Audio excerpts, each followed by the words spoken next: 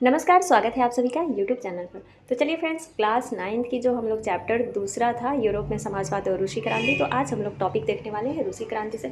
और आज इसमें आप सारे ये पॉइंट देखिए, इसमें हम लोग पढ़ने वाले हैं कि जो जार निकोलस द्वितीय था उसके शासन में कितने घंटे जो मजदूर थे वो काम करते थे, क्या क्या घटनाएं घटी, इन सभी को आज हम लोग विस्तार से पढ़ने वाले हैं। तो आप सारे ये पॉइंट को देख सकते हैं, तो वीडियो को बिल्कुल स्किप नहीं कीजिएगा। आज हम लोग इस वीडियो में रूस की क्रांति से जुड़े सारे महत्वपूर्ण पॉइंटों को देखने वाले हैं। तो चलिए बढ़ते हैं अपने टॉपिक की तरफ। अगर आप लोग नए हो, वीडियो पसंद आ जाती है तो लाइक शेयर सब्सक्राइब करना ना भूलें। यहाँ से शुरू कीजिए कि 1917 की अक्टूबर क्रांति के जरिए रूस की सत्ता पर समाजवादियों ने कब्जा कर लिया। किसके जरिए? तो अक्टूबर क्रांति जो हुआ था 1917 ईस्वी में, उसके जरिए उन्होंने रूस की सत्ता पर कब्जा कर लेते हैं। कौन? समाजवादी जो होते हैं। फरवरी 1917 में राजशाही के पतन और अक्टूबर की घटनाओं को ही क्या कहा गया है? तो अक्टूबर क्रांति कहा गया है। ठीक है, तो यहाँ से ये दोनों पॉइंट को याद रखना होगा। अब आगे बढ़ते हैं। रूसी साम्राज्य 1914 में कौन कौन सी घटनाएं घटी हैं? तो 1914 में रूस और उसके पूरे साम्राज्य पर किसका शासन था? तो जार निकोलस द्वितीय का शासन था। देखिए, ये है जार निकोलस द्वितीय। किसका शासन था? तो जार निकोलस द्वितीय का शासन था। मास्को के आसपास पड़ने वाले भू क्षेत्र के अलावा आज का जो फिनलैंड हो गया, लातविया हो गया, लिथुआनिया हो गया, एस्टोनिया हो गया, पोलैंड हो गया, यूक्रेन व बेलारूस के कुछ हिस्से जो थे वो किसके अंग थे? तो रूसी साम्राज्य के अंग थे। तो ये सारे नाम याद रखने होंगे। मान लीजिए एग्जामिनर का दिमाग घूम जाता है ना, तो वो कुछ भी क्वेश्चन बना देगा भैया। तो क्वेश्चन में डाल दिया कि हाँ, रूसी साम्राज्य के इनमें से कौन सा अंग नहीं था, तो ये सारे जो अंग है वो याद रहेगा, तभी तो वहाँ पर अंग नहीं है उसको आप अलग कर सकते हैं। ठीक, अब आगे बढ़ते हैं। तो यह साम्राज्य प्रशांत महासागर तक फैला हुआ था। कौन सा साम्राज्य? रूसी साम्राज्य। और आज के मध्य एशियाई राज्यों के साथ साथ जॉर्जिया, आर्मेनिया व अजरबैजान भी इसी साम्राज्य के अंतर्गत आते थे। रूस में ग्रीक ऑर्थोडॉक्स चर्च से उपजी शाखा रूसी ऑर्थोडॉक्स क्रिश्चियनिटी को मानने वाले बहुत से लोग थे। ठीक है, यानी बहुमत उनकी क्या थी? ज़्यादा थी। किसको मानने वाले? तो रूसी ऑर्थोडॉक्स क्रिश्चियनिटी को। इस साम्राज्य के तहत यानी रूसी साम्राज्य के तहत रहने वाले लोगों में कौन कौन थे? तो कैथोलिक थे, प्रोटेस्ट थे, मुस्लिम और बौद्ध भी शामिल थे। अब आते हैं इससे जुड़े इसकी अर्थव्यवस्था और समाज को देखते हैं। तो 20वीं सदी में, देखिए फ्रेंड्स ये थोड़ा सा दब गया है, चलिए हल्का फुल्का मैनेज कर लीजिएगा।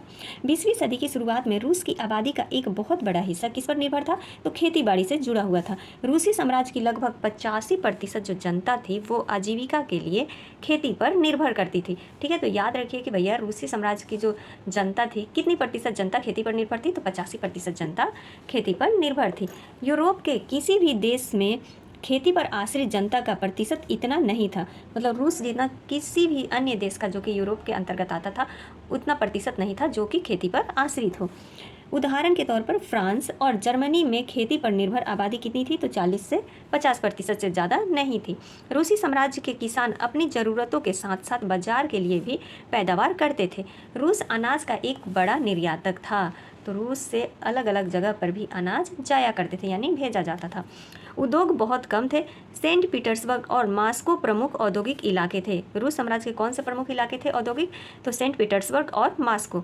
हालांकि ज़्यादातर उत्पादन कारीगर ही करते थे, लेकिन कारीगरों की वर्कशॉप के साथ साथ बड़े बड़े कल कारखाने भी मौजूद थे। बहुत सारे कारखाने 1890 के दशक में चालू हुए थे, जब रूस के रेल नेटवर्क को फैलाया जा रहा था। ठीक है, तो जब रेल नेटवर्क को फैलाया जा रहा था तो बहुत से क्या कारखाने हुए थे? चालू हुए थे 1890 के दशक में। आगे बढ़ते हैं। उसी समय रूसी उद्योगों में विदेशी निवेश भी तेजी से बढ़ता है। इन कारकों के चलते कुछ ही सालों में रूस के कोयला उत्पादन में 2 गुना और स्टील उत्पादन में 4 गुना वृद्धि हो जाती है। किसके कारण हो जाती है? तो जो विदेशी लोग थे निवेश करने लगते हैं उसके कारण। सन 1900 तक कुछ इलाकों में तो कारीगर और कारखाना मजदूरों की संख्या लगभग कितनी हो जाती है? तो बराबर हो चुकी थी। यानी कारीगरों की संख्या भी उतनी ही थी जितनी कारखानों में मजदूरों की संख्या थी, वो दोनों बराबर हो गई थी। नेक्स्ट हमारा आता है पॉइंट। देखिए फ्रेंड्स, एक बात है कि जो मैं क्राउन वाला सामान्य ज्ञान जो करवा रही हूँ, अभी प्राचीन इतिहास उसमें चल रहा है। तो देखिए, मैं पीडीएफ बनाने में असमर्थ हूँ, अकेले ही मुझे सब चीज़ करना पड़ता है, वीडियो, और रात में वीडियो बनाती हूँ। कुछ ऐसा सड़क के किनारे घर है तो शोरगुल होते रहता है, तो इसीलिए, और फिर घर का कार्य भी देखना रहता है। तो आई होप आप लोग समझ सकते हैं। पीडीएफ अभी मैं नहीं बना सकती हूँ, बट हाँ, एक वक्त ऐसा अभी कुछ समय में कोशिश कर रही हूँ कि आप लोगों के लिए मैं पीडीएफ भी उपलब्ध कराऊँ बहुत जल्द, तो वो भी बहुत जल्द हो जाएगा। तो आप सभी का सपोर्ट करने के लिए दिल से धन्यवाद। चलिए अब आगे बढ़ते हैं, अपने टॉपिक को बढ़ाते हैं। यहाँ पर देखिए कि ज़्यादातर कारखाने उद्योगपतियों की निजी संपत्ति थे। किसकी संपत्ति थे? तो उद्योगपति जो थे उनकी ही निजी संपत्ति थी। मजदूरों को न्यूनतम वेतन मिलता मिलता था और काम की पाली के घंटे कितने होते थे, तो मतलब ज़्यादा होते थे, उनसे काम तो ज़्यादा लिया जाता था, लेकिन क्या होता था कि भैया पैसा के मामले में मतलब उनको वेतन कम दिया जाता था। इस बात का ध्यान रखने के लिए सरकारी विभाग बड़ी फैक्ट्रियों पर नज़र रखती थी, लेकिन फैक्ट्री जो इंस्पेक्टर थे वो नियमों के उल्लंघन को रोक पाने में क्या होता था, तो नाकामयाब हो जाता था। कारीगरों की इकाइयों और वर्कशॉप में काम की पाली प्रायः 15 घंटे तक खींच जाती थी। ठीक है, कितने घंटे तक, तो 15 घंटे तक भी चली जाती थी, जबकि कारखानों में मजदूर आमतौर पर 10 से 12 घंटे की पालियों में ही काम करते थे। ठीक, तो देखिए मजदूरों के रहने के लिए कमरे से लेकर के डॉर्मेट्री तक तरह तरह की व्यवस्थाएं भी मौजूद थी। ठीक है, आगे अब देखते हैं। तो सामाजिक स्तर पर मजदूर क्या थे, बटे हुए थे। कुछ मजदूर अपने मूल गांव के साथ अभी भी गहरे संबंध बनाए हुए थे। बहुत सारे मजदूर अस्थायी रूप से शहरों में बस चुके थे। उनके बीच योग्यता और दक्षता के स्तर पर भी काफ़ी फर्क था। किनके बीच, तो मजदूरों के बीच भी जो था वो क्या था, तो अलग अलग हिस्से बटे हुए थे। सेंट पीटर्सबर्ग के एक धातु मजदूर ने कहा था, अच्छा ये देखिए उसका कथन है कि धातु कर्मी मजदूरों में खुद को साहब मानते थे। जो धातु कर्मी मजदूर थे वो खुद को क्या मानते थे, साहब मानते थे। उनके काम में ज़्यादा प्रशिक्षण और निपुणता की ज़रूरत जो रहती थी, इसीलिए वो क्या कहते थे, अपने आप को बॉस समझते थे। 1914 में फैक्ट्री मजदूरों में औरतों की संख्या 31% थी, लेकिन पुरुष मजदूरों के मुकाबले में उनको क्या मिलता था, तो कम वेतन मिलता था। मतलब काम तो वही करना था, लेकिन वेतन क्या मिलता था, तो मर्दों से कम मिलता था। ठीक है, आगे देखते हैं। मजदूरों के बीच मौजूद फासला उनके पहनावे और व्यवहार में भी साफ दिखाई देता था। यद्यपि कुछ मजदूरों ने बेरोजगारी या आर्थिक संकट के समय एक दूसरे की मदद करने के लिए संगठन बना लिए थे, लेकिन ऐसे संगठन जो थे वो बहुत कम थे। एक जैसे मजदूर भी अपने, भैया मजदूर संगठन भी तो होता है, तो वो अपने सहायता के लिए, एक दूसरे की मदद के लिए भी तो वो संगठन बना ही लेंगे। जैसे मजदूरों में भी एक होता है ना, मेन मजदूर होता है जो कि कभी हड़ताल कर देता है, कभी स्ट्राइक रेट पर बैठ जाता है कि नहीं, कभी वेतन की मांग करने लगता है बढ़ाने की। तो उसी प्रकार से ये क्या हो गया, एक संगठन हो गया। आगे देखते हैं। देखिए ये होती थी, क्या होती थी, तो डॉर्मेट्री होती थी, जिसमें कौन रहता था, तो मजदूर रहता था, यानी ये बंकर, सोते हुए मजदूर, ये सभी मजदूर जो हैं सो रहे हैं। वो पालियों में बारी बारी से सोते थे और परिवार को साथ नहीं रख सकते थे। ठीक है, कौन, तो मजदूर जो थे। इस चैप्टर को आप लोग बिल्कुल इग्नोर नहीं कीजिएगा, इसमें बहुत सारे महत्वपूर्ण आप लोगों को पॉइंट देखने को मिल सकता है। जब किसी को नौकरी से निकाल दिया जाता था या उन्हें मालिकों से कोई शिकायत होती थी तो मजदूर एकजुट होकर के हड़ताल भी कर देते थे। देखिए अभी बोली थी 1896-97 के बीच कपड़ा उद्योग में और 1902 में धातु उद्योग में ऐसी ही हड़तालें काफ़ी बड़ी संख्या में आयोजित की गई थी। ठीक है, जो कि मजदूर हड़ताल कर रहे थे। देहात की ज़्यादातर जमीन पर किसान खेती करते थे, लेकिन विशाल संपत्तियों पर सामंतों, राजशाही और ऑर्थोडॉक्स चर्च का कब्जा था। किसका कब्जा था सबसे ज़्यादा, तो जो सामंत थे, राजशाही और ऑर्थोडॉक्स जो चर्च था, उन्हीं का कब्जा था। मजदूरों की तरह किसान भी बटे हुए थे। किसान बहुत धार्मिक स्वभाव के थे। इक्का दुक्का अपवादों को छोड़ दिया जाए तो वे सामंतों और नवाबों का बिल्कुल सम्मान नहीं करते थे। कौन, तो किसान। नवाबों और सामंतों को जो सत्ता और हैसियत मिली हुई थी वह लोकप्रियता की वजह से नहीं, बल्कि जार के प्रति उनकी निष्ठा और सेवाओं के बदले में मिली हुई थी। यानी एक प्रकार से कह लीजिए कि जो नवाब और सामंतों को जो सत्ता मिली हुई थी वो किसकी वजह से मिली हुई थी, तो वो जो भी निकोलस द्वितीय राजा था उसकी जी हुजूरी करते थे, उसके बदले में इन लोगों को ये सारी जो सुविधाएं थी वो मिली हुई थी।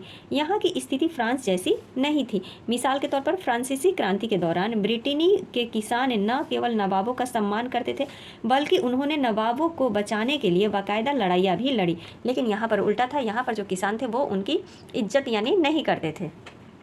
इसके विपरीत रूस के किसान चाहते थे कि नवाबों की ज़मीन छीनकर किसानों के बीच बांट दी जाए। बहुधा वह लगान भी नहीं चुकाते थे। मतलब बहुत सारे जो किसान थे वो क्या करते थे, लगान भी नहीं चुकाते थे। कई जगह तो जमींदारों की हत्या भी की जा चुकी थी। 1902 में दक्षिणी रूस में ऐसी घटनाएं बहुत पैमाने पर घट रही थी। क्या घट रही थी, तो जमींदारों की हत्या की जा रही थी। यही घटनाएं 1902 में सबसे ज़्यादा घटित हो रही थी। 1905 में तो पूरे रूस में ही ऐसी घटनाएं घटने लगी। अच्छा, 1905 में भारत में भी क्या हुआ था, तो बंगाल विभाजन हुआ था। ठीक है, तो ऐसे ही जोड़ करके सब याद करना है। आगे बढ़ते हैं। आगे देखिए, रूसी किसान यूरोप के बाकी किसानों के मुकाबले एक और लिहाज से अलग थे। किससे भैया, तो यहाँ किसान समय समय पर सारी ज़मीन को अपने कम्यून यानी मीर को सौंप देते थे और फिर कम्यून जो था, मीर जो था, वो क्या करता था, तो प्रत्येक परिवार की ज़रूरत के हिसाब से किसानों को बांट देता था। क्या, ज़मीन बांट देता था। मतलब जिसका जैसा परिवार होगा उसके अनुसार उनको ज़मीन देता था। रूस में समाजवाद। अब अगला पॉइंट जो आ गया हमारा कि रूस में समाजवाद किस प्रकार से फैलता है। तो 1914 में पहले रूस में सभी राजनीतिक पार्टियां क्या थी, तो गैर कानूनी थी। तो ये प्रश्न पूछ सकता है कि 1914 से पहले रूस में जो पार्टियां थी, राजनीतिक पार्टियां, वो कैसी थी, कानूनी थी, गैर कानूनी थी, तो क्या थी, गैर कानूनी थी। मार्क्स के विचारों को मानने वाले समाजवादियों ने 1898 में Russian social democratic workers party यानी रूसी सामाजिक लोकतांत्रिक श्रमिक पार्टी का गठन किया। किसने किया भैया, तो जो कार्ल मार्क्स के विचार को मानने वाले थे, जो समाजवादी थे, उन्होंने किया। कब, तो 1898 ईस्वी में। आगे बढ़ते हैं। सरकारी आतंक के कारण इस पार्टी को गैर कानूनी संगठन के रूप में काम करना पड़ता था। इस पार्टी का एक अखबार निकलता था, उसने मजदूरों को संगठित किया था और हड़ताल आदि कार्यक्रम का भी आयोजित किया था। एक अखबार निकलता था किस पार्टी का, जो गठन किए थे समाजवादी रूसी सामाजिक लोकतांत्रिक श्रमिक पार्टी का। आगे देखते हैं। रूसी समाजवादियों को लगता था कि रूसी किसान जिस तरह समय समय पर जमीन बांटते हैं, उससे पता चलता है कि वह स्वाभाविक रूप से समाजवादी भावना वाले लोग हैं। इसी आधार पर उनका मानना था कि रूस में मजदूर नहीं बल्कि किसान ही क्रांति की मुख्य शक्ति बनेंगे, वे क्रांति का नेतृत्व करेंगे। रूस बाकी देशों के मुकाबले ज़्यादा जल्दी समाजवादी देश बन जाएगा, क्योंकि वहाँ पर क्या था, किसान सबसे ज़्यादा शक्तिशाली थे, मतलब ज़्यादा संख्या शक्तिशाली थी उनकी। 19वीं सदी के आखिर में रूस के ग्रामीण इलाकों में समाजवादी काफ़ी सक्रिय हो गया। किस सदी में, तो 19वीं सदी में हो गया। किसान जो समाजवादी ग्रामीण इलाका था वो सबसे ज़्यादा एक्टिव हो जाता है। सन 1900 में उन्होंने सोशलिस्ट रिवोल्यूशनरी पार्टी यानी समाजवादी क्रांतिकारी पार्टी का गठन किया। इस पार्टी ने किसानों के अधिकारों के लिए संघर्ष किया और मांग की कि सामंतों के कब्जे वाली जमीन फौरन किसानों को क्या कर दी जाए, तो सौंप दी जाए। किसानों के सवाल पर सामाजिक लोकतंत्रवादी खेमा समाजवादी क्रांतिकारियों से सहमत नहीं था, लेकिन लेनिन का मानना था कि किसानों में एकजुटता नहीं है। कौन मानते थे कि किसानों में एकजुटता नहीं है, तो लेनिन मानते थे कि किसानों में भैया एकजुटता नहीं है, वे बटे हुए, कुछ किसान गरीब थे तो कुछ अमीर, कुछ मजदूरी करते थे तो कुछ पूंजीपति थे जो नौकरों से खेती भी करवाते थे। इन आपसी विभेदों के चलते ही वे सभी समाजवादी आंदोलन का हिस्सा नहीं हो सकते थे। तो देखिए, लेनिन का मानना तो सही भी था भैया कि किसान जो क्या थे, अलग अलग वर्गों में बटे हुए थे। अब आगे देखते हैं कि इसका क्या प्रभाव पड़ता है। तो अगला पॉइंट है कि संगठित रणनीति के सवाल पर पार्टी में गहरे क्या हो रहे थे, मतभेद हो रहे थे। व्लादिमीर जो लेनिन था वो क्या चाहता था, तो वो सोचता था कि जो राजा है, यानी जो रूस का जो शासित राजा जैसा दमनकारी जो समाज पार्टी है, वो कैसी होनी चाहिए, तो अत्यंत अनुशासित होनी चाहिए, और जो वह उसके सदस्यों पर क्या होनी चाहिए, तो उसका पूरा नियंत्रण होना चाहिए। ठीक है, ये कौन सोचता था, व्लादिमीर लेनिन सोचता था। दूसरा खेमा जो था मेंशेविक का, वो क्या मानता था, तो वो मानता था कि पार्टी में सभी को सदस्यता दी जानी चाहिए। ये मानता था कि मतलब दमनकारी जो समाज पार्टी है वो अनुशासित होनी चाहिए और उस पर उसका कंट्रोल होना चाहिए, किसका, राजा का। लेकिन दूसरा खेमा जो था ये मानता था कि पार्टी में सभी को सदस्यता दी जानी चाहिए। अब हमारा अगला पॉइंट जो आता है वो है, नेक्स्ट हमारा पॉइंट है उथल पुथल का समय, 1905 की क्रांति। चलिए इसको अब देखते हैं। तो रूस एक निरंकुश राजशाही था। अन्य यूरोपीय शासकों के विपरीत 20वीं सदी की शुरुआत में भी जार यानी राजा जो है राष्ट्रीय संसद के अधीन नहीं था। उदारवादियों ने इस स्थिति को खत्म करने के लिए बड़े पैमाने पर मुहिम चलाई। 1905 की क्रांति के दौरान उन्होंने संविधान की रचना के लिए सोशल डेमोक्रेटेड और समाजवादी क्रांतिकारियों के साथ मिलकर किसानों और मजदूरों के बीच काफ़ी काम किया। रूसी साम्राज्य के तहत उन्हें राष्ट्रवादियों जैसे पोलैंड और इस्लाम के आधुनिकीकरण के समर्थक जदीदियों यानी मुस्लिम बहुल इलाकों का भी समर्थन मिला। किसको मिलता है भैया, तो जो जार वहाँ का था राष्ट्रीय संसद का अधीन नहीं था।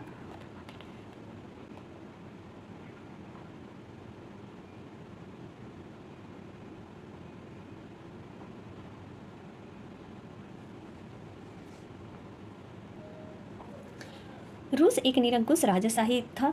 अन्य यूरोपीय शासकों के विपरीत 20वीं सदी की शुरुआत में भी जो राजा था उसको राष्ट्रीय संसद के अधीन नहीं हुआ था, वो मतलब अपनी मनमानी में ही था, अधीन नहीं था। उदारवादियों ने इस स्थिति को खत्म करने के लिए बड़े पैमाने पर क्या चलाई, तो मुहिम चलाते हैं। और 1905 की क्रांति के दौरान उन्होंने संविधान की रचना के लिए सोशल डेमोक्रेट और समाजवादी क्रांतियों के साथ मिलकर किसानों और मजदूरों के बीच काफ़ी काम किया। रूसी साम्राज्य के तहत उन्हें राष्ट्रवादियों और इस्लाम के आधुनिकीकरण के समर्थक जदीदियों यानी मुस्लिम बहुल इलाकों का समर्थन मिलता है। किनको, तो सोशल डेमोक्रेटेड और समाजवादी क्रांतिकारियों का। ठीक है, किस लिए मिलता है भैया, तो वो जार का क्या करना चाहते थे, उसका निरंकुश जो शासन था उसको खत्म करना चाहते थे। आगे बढ़ते हैं। रूसी मजदूरों के लिए 1904 का साल बहुत बुरा रहा। जरूरी चीज़ों की कीमतें इतनी तेज़ी से बढ़ी कि वास्तविक वेतन में 20% तक की गिरावट आ गई। तो ये सारे पॉइंट याद रखिएगा कि 1904 का साल जो था रूस मजदूरों के लिए वो क्या था, बहुत बुरा था।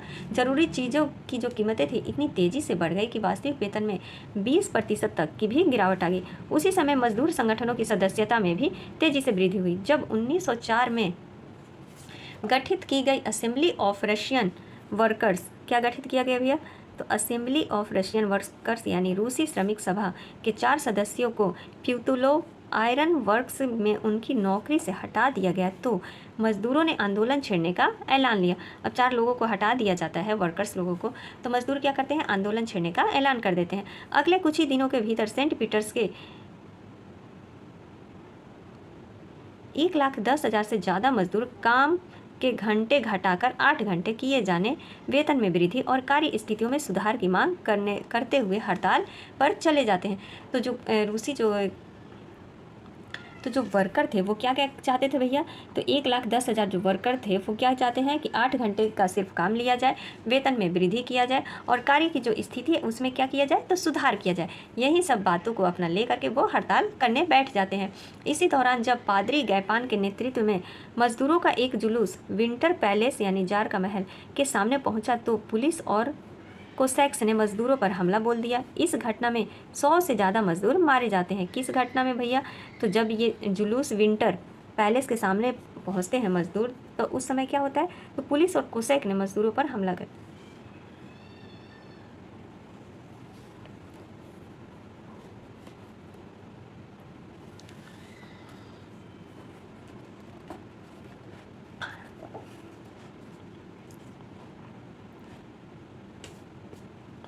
आगे देखते हैं।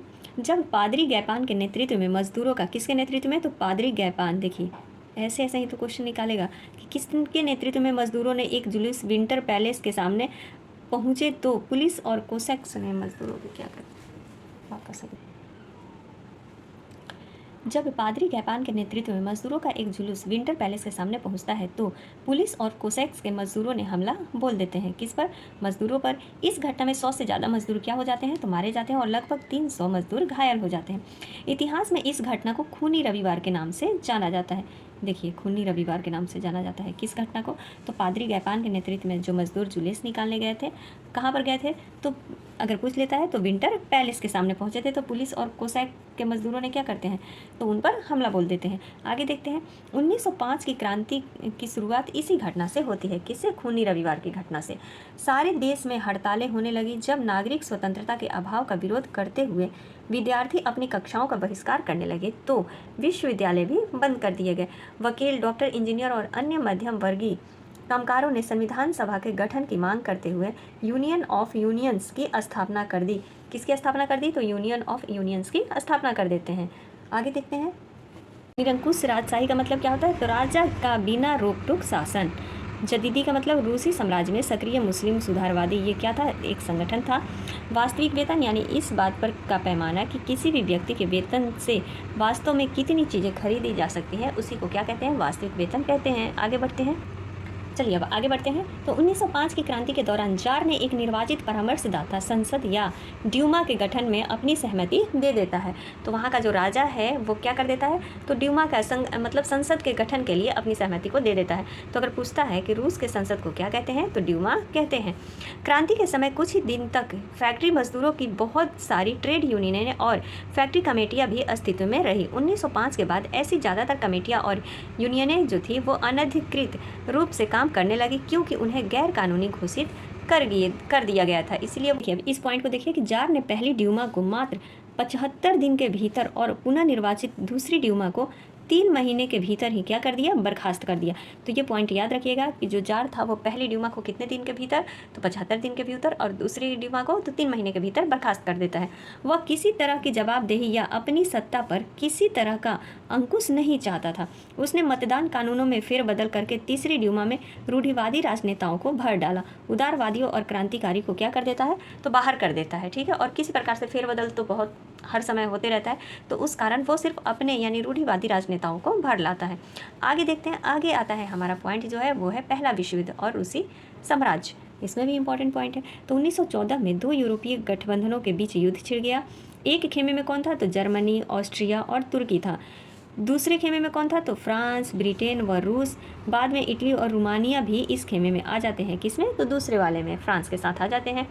इन सभी देशों के पास विशाल वैश्विक साम्राज्य था, इसीलिए यूरोप के साथ साथ युद्ध यूरोप के बाहर भी फैल गया था। इसी युद्ध को पहला विश्व युद्ध कहा जाता है। जो ये दो खेमों में हो रहा था, इसी युद्ध को क्या कहा जाता है? तो विश्व युद्ध कहा जाता है।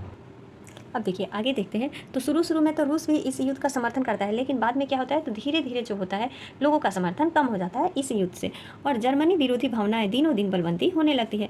जर्मनी विरोधी भावनाओं के कारण ही लोगों ने सेंट पीटर्सबर्ग का नाम बदल करके क्या रख देते हैं? तो पेट्रोग्राद रख दिया जाता है, ठीक है, क्योंकि सेंट जो पीटर्सबर्ग था वो कहाँ का था? तो जर्मन का था। जरीना अलेक्जेंड्रा के जर्मन मूल का होने के कारण और उसके घटिया सलाहकारों, खास तौर से रासपुतिन नामक एक सन्यासी ने राजशाही को और अलोकप्रिय बना दिया। अच्छा, तो उसके घटिया सलाहकार जो था और एक सन्यासी था राजशाही, उसने क्या कर दिया? तो और अलोकप्रिय, यानी अलोकप्रिय मतलब नापसंद बना देता है। प्रथम विश्व युद्ध के पूर्वी, ये पॉइंट को याद रखिएगा, इंपॉर्टेंट है, क्योंकि प्रथम विश्व युद्ध में पूर्वी मोर्चे पर जो लड़ाई चल रही थी और पश्चिमी मोर्चे की लड़ाई भिन्न थी। दोनों मोर्चे की लड़ाई क्या थी? तो अलग थी। समझते हैं। पश्चिम में सैनिक पूर्वी फ्रांस की सीमा पर बनी खाइयों से लड़ाई लड़ रहे थे, जबकि जो पूर्वी मोर्चे पर सेना थे वो किससे लड़ रहे थे? तो काफ़ी बड़ा फासला तय कर लिए थे, और इस मोर्चे पर बहुत सारे सैनिकों की क्या हो चुकी थी? तो मौत हो चुकी थी, ठीक है, पूर्वी मोर्चे पर जो सैनिक थे। सेना की पराजय ने रूसियों का मनोबल तोड़ दिया। 1914 से 16 के बीच जर्मनी और ऑस्ट्रिया में रूसी सेनाओं को भारी पराजय झेलनी पड़ती है। 1917 तक 70 लाख लोग मारे जा चुके होते हैं। पीछे हटती रूसी सेनाओं ने रास्ते में पड़ने वाली फसलों और इमारतों को भी नष्ट कर डाला। कौन नष्ट करते हैं? तो रूसी सेनाएं नष्ट कर देती है, ताकि दुश्मन की सेना वहां टिक ना सके। फसलों और इमारतों के विनाश से रूस में 30 लाख से ज़्यादा लोग क्या हो जाते हैं? शरणार्थी हो जाते हैं, यानी दूसरी जगह शरण ले लेते हैं।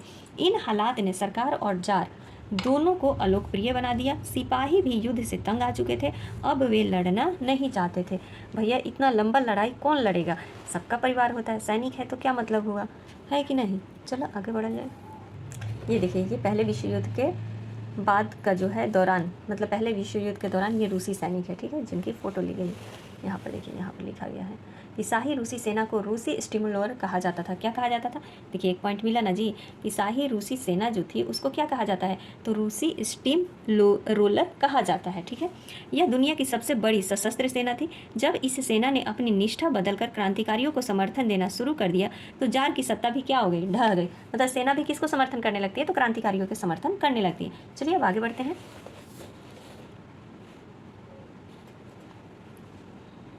चलिए अब यहाँ से देखिए कि यूरोप के बाकी देशों के मुकाबले रूस के औद्योगिक उपकरण ज़्यादा तेज़ी से क्या हो रहे थे? तो बेकार होने लगे। 1916 तक रेलवे लाइनें क्या होने लगी?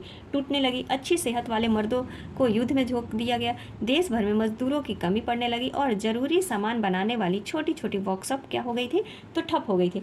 ज़्यादातर अनाज सैनिकों का पेट भरने के लिए मोर्चे पर भेजा जाता था। भैया सैनिक लड़ रहे हैं तो भूखे पेट तो लड़ नहीं सकते, तो इसीलिए क्या हो रहा था? अनाज वहाँ भेजा जा रहा था। शहरों में रहने वालों के लिए रोटी और आटे की किल्लत पैदा हो गई। 1916 की सर्दियों में रोटी की दुकानों पर अक्सर क्या होने लगे? दंगे होने लगे थे। तो अनाज के लिए तो दंगे हमेशा होता है। जब भूख लगती है, यहाँ पर सत्ता के लिए एक दूसरे भाई भाई को मार देते हैं, तो वहाँ तो भूख की बात थी, तो वहाँ पर तो लड़ाई होना आम बात है। तो ये हमारा रूसी क्रांति से महत्वपूर्ण कुछ पॉइंट थे जो कि हम लोग प्रथम विश्व युद्ध में देख लिए कि भैया रूसी क्रांति क्या हो रहा था। यानी युद्ध में दो मोर्चे लड़े जा रहे थे, पूर्वी मोर्चा और पश्चिमी मोर्चा। पूर्वी मोर्चे पर जो था वो सेनों की क्या हो गई थी?